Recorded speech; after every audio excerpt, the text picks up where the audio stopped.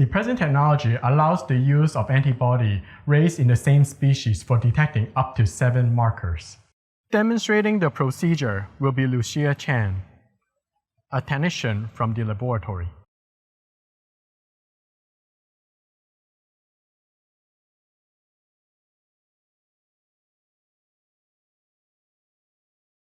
Begin by preparing the formalin-fixed paraffin-embedded glass slides mounted with the tissue sample by placing the slides flat in an oven to bake at 60 degrees Celsius with the tissue facing upwards.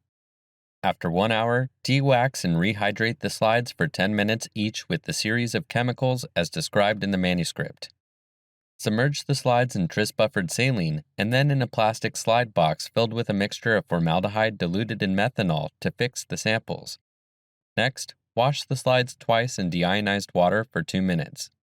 Proceed to epitope retrieval by placing the rack of slides in a heat resistance box filled with citric acid buffer at pH 6.0, and then placing the box in the microwave to heat the slides first at 100% power for 50 seconds, followed by 20 minutes at 20% power to maintain the same temperature.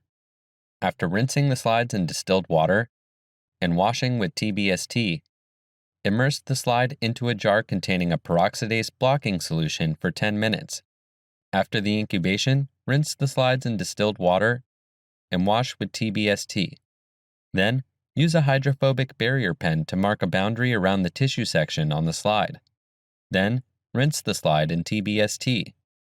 Cover the tissue sections with a blocking buffer and incubate the slides in a humidified chamber for 15 minutes. To remove the blocking reagents,